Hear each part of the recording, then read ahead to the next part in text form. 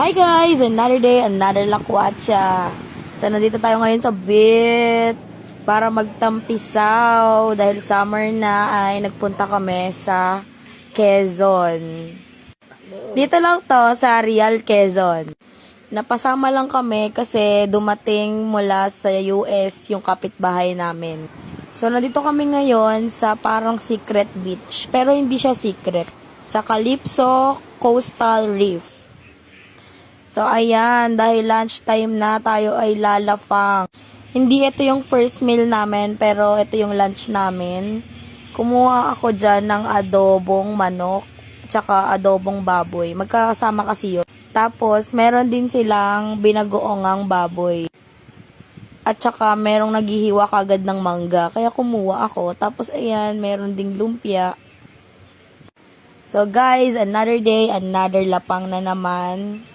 Kailangan ko na tong i-upload kasi medyo matagal na to sa phone ko. Wala pa kasi ako time mag-edit, so ngayon na-edit ko na siya. Kaya i-upload ko na to ngayon. Nag-rent sila dito nung dalawang parang transient na up and down. Kasya siguro yung mga 15 packs per transient. Actually, kapag ka nagpunta kayo sa Real Quezon, wala talagang signal dito. So, pero meron silang piso wifi. Kaso, nung pagkadating namin, walang kuryente. Kaya hindi kami nakapag-wifi kagad. So, kaya nagmukbang na lang ako para kapag nagkaroon na ng kuryente, ma-upload ko sana to. Pero hindi nangyari yun. At dahil tinatamad pa akong magtampisaw sa dagat, ay nag-inuman na lang kami. After ng lunch. Shoutout nga pala kay Mother Nelly na kapitbahay namin. Kasi siya yung nag-invite sa amin sumama sa getaway na to. Hindi dapat ako sasama kaso niyaya ko ni Piang, sinundo niya pa ako. Kasama ko pala dito yung mama at papa ko. Makikita nyo sa next clip na sumisilip-silip yung papa ko dyan. Nagpapapansin siya habang nagmumukbang ako. Nahihiya akong mag-vlog kaninang umaga nung breakfast namin.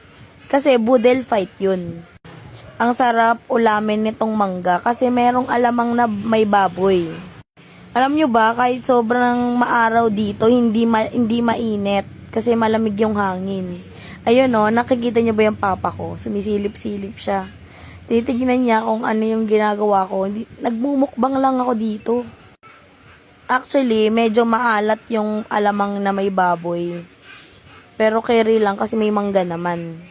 Kung i-rate ko yung pagkain ko ngayon is 9 out of 10. Kasi masarap yung adobo.